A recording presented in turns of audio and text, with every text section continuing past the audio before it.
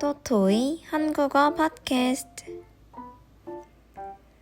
안녕하세요. 토토이 한국어 팟캐스트에 오신 여러분 만나서 반갑습니다. 오늘은 6월 25일 화요일이에요. 다들 오늘 어떤 하루를 보내셨나요? 저는 오늘 조금 바쁜 하루를 보냈어요. 한국은 이제 곧 1학기가 마무리되어요.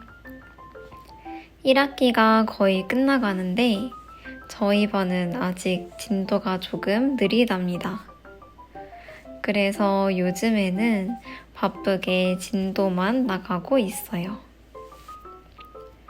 제가 한국어 팟캐스트를 시작하고 벌써 10번째 팟캐스트로 찾아오게 되었어요. 많은 분들이 한국과 한국의 문화에 관심을 가져주시니 저도 정말 기쁘답니다. 또 구독자님들께서 따뜻한 응원 댓글을 남겨주실 때 정말 큰 힘이 나요. 다시 한번 감사드립니다. 오늘은 10번째 팟캐스트를 맞이해서 한국의 문화를 소개해볼까 해요. 존댓말과 반말 문화에 대해 알아볼게요. 한국 사람들 사이에서 어떤 표현을 사용해서 대화를 나누는지, 그리고 존댓말과 반말이 나타난 그 배경에 대해 함께 알아보도록 해요. 한국 문화에 대해 관심이 많은 분들이시라면 특히 이번 팟캐스트에 집중해주세요. 우선 한국어에는 사람들 사이의 관계를 나타내는 언어적 특성이 있어요. 그 중에서도 가장 두드러지는 것이 바로 존댓말과 반말입니다. 누군가와 대화를 할 때 존댓말을 하는지 반말을 하는지에 따라 그 사람과 어떤 관계인지 생각해 볼 수 있어요. 존댓말은 존대와 말을 합친 표현이에요. 존대 더하기 말은 존댓말. 존대는 존경하는 말투로 대하거나 또는 그러한 말투를 이야기해요. 다시 말하면 존댓말은 상대를 존중하며 예의 바르게 대하는 언어 형식이에요. 존댓말은 높임말이라고 부르기도 해요. 이 존댓말의 반이어가 바로 반말이에요. 반말은 대화하는 사람이 나와 친밀하고 가까울 때 사용하는 말이에요. 또 나보다 나이가 어린 사람과 이야기할 때 사용하기도 해요. 예를 들어 어디 가십니까? 와 같은 문장은 존댓말로 상대를 존중하는 의미를 담고 있어요. 이런 표현은 보통 나보다 나이가 많거나 사회적으로 높은 위치에 있는 사람에게 사용해요. 반면에 어디가? 와 같은 짧고 간단한 문장은 반말로 친구나 가까운 사람과의 대화에서 자주 들을 수 있는 형태의 말이에요. 한국에서는 상황에 따라 말투가 달라져요. 말투는 말을 하는 태도를 말해요. 이 말투가 굉장히 중요한 역할을 합니다. 말투를 보고서 그 사람의 습관이나 성격을 알 수 있거든요. 그럼 이런 상황에서는 어떤 말투를 사용해야 할까요? 첫 번째 문제입니다. 처음 만나는 사람과 이야기를 하게 되었어요. 이때 존댓말을 쓸까요? 반말을 쓸까요? 네, 이렇게 처음 만나는 사람과 이야기할 때에는 보통 존댓말을 사용해요. 처음 만나는 사람이기 때문에 예의를 지키는 것이 기본이거든요. 다음 문제입니다. 같은 반 친구와 쉬는 시간에 이야기를 하려고 해요. 이때 존댓말을 쓸까요? 반말을 쓸까요? 맞아요. 이렇게 가까운 친구들 사이에서는 자유롭게 반말을 사용해요. 반말을 사용하면 서로 더 친하다는 느낌을 주거든요. 마지막 문제입니다. 이번 문제는 상황을 특히 고려해 주세요. 우리 반 교실에서 친구들과 함께 학급의 문제에 대해 회의를 하게 되었어요. 이렇게 회의를 할 때에는 존댓말을 쓸까요? 반말을 쓸까요? 네, 이렇게 공식적인 문제에 대해 이야기하는 경우에는 존댓말을 사용해요. 회의나 발표 등 공식적인 말하기 상황에서는 듣는 사람을 생각해서 높임말을 사용한답니다. 이렇게 말 한마디로 상대에 대한 존중과 인정을 표현할 수 있는데요. 이런 것이 한국어의 아름다운 점이기도 해요. 조금 더 나아가서 높임말을 만드는 방법도 알아볼게요.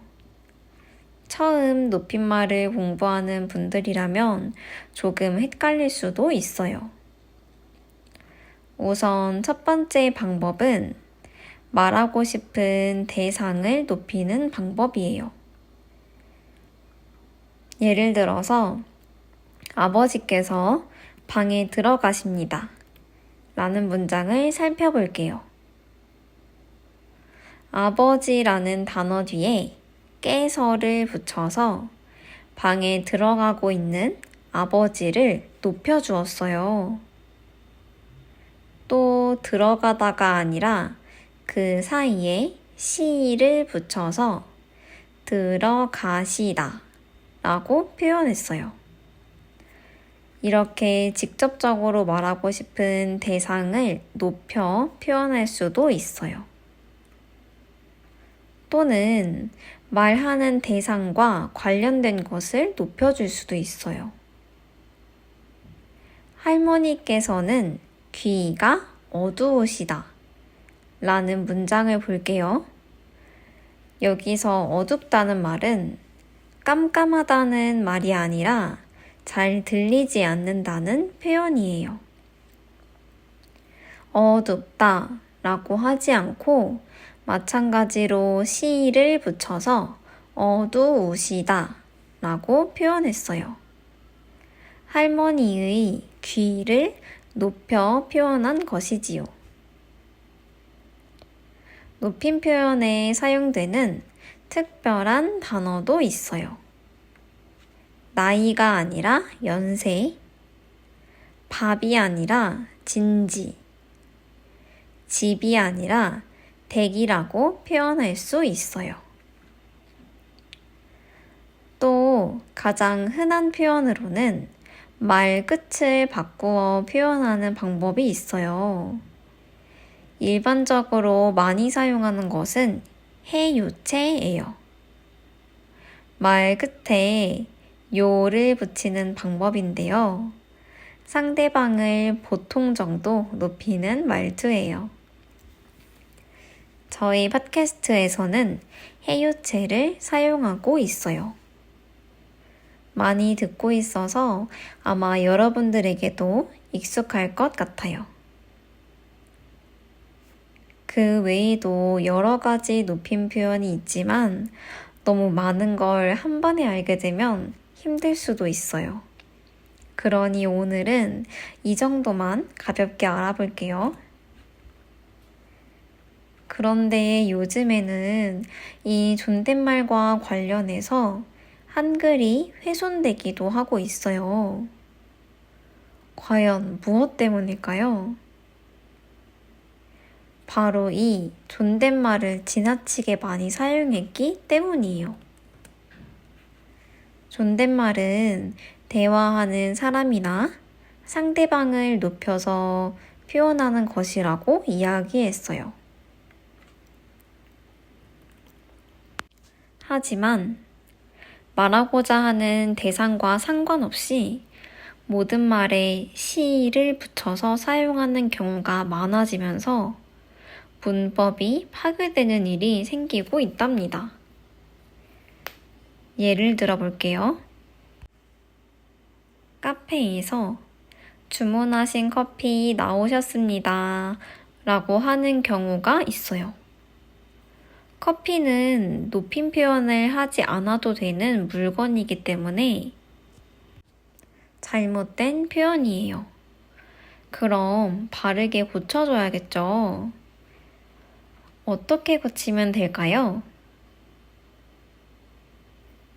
바르게 고친다면 주문하신 커피 나왔습니다. 라고 할 수 있어요. 또 다른 예시로는 이 물건은 5,000원이세요. 라고 하는 경우도 있어요. 마찬가지로 물건을 높였어요. 바르게 고치려면 어떻게 해야 할까요? 바르게 고치면 이 물건은 5,000원이에요. 라고 할 수 있어요. 저는 어릴 때부터 집에서 부모님께 존댓말을 하도록 배웠어요. 그래서 다른 집에서도 다들 부모님께 존댓말을 쓰겠구나 라고 생각했어요. 그런데 어느 날 친구 집에 갔는데 친구가 부모님께 반말을 쓰고 있는 거예요. 그때 정말 깜짝 놀랐답니다. 반말을 사용하면 서로 친근감을 표현할 수 있다고 했죠. 그래서 어떤 집에서는 부모님께 반말을 하는 것을 허락하기도 해요. 신기하죠? 어릴 적의 저는 정말 깜짝 놀랐어요. 오늘은 이렇게 한국의 존댓말과 반말 문화에 대해 알아보았어요. 저는 이번 팟캐스트를 통해 이야기를 하다 보니 앞으로 과도한 존댓말 사용을 조심해야겠다는 생각이 들었어요. 앞으로 저희 팟캐스트에서 듣고 싶은 주제가 있거나 한국어 공부에 대해 궁금한 점이 있다면 언제든지 댓글로 남겨주세요. 다음 주에도 재미있는 주제로 찾아올게요. 그럼 다음 주에도 만나요. 안녕.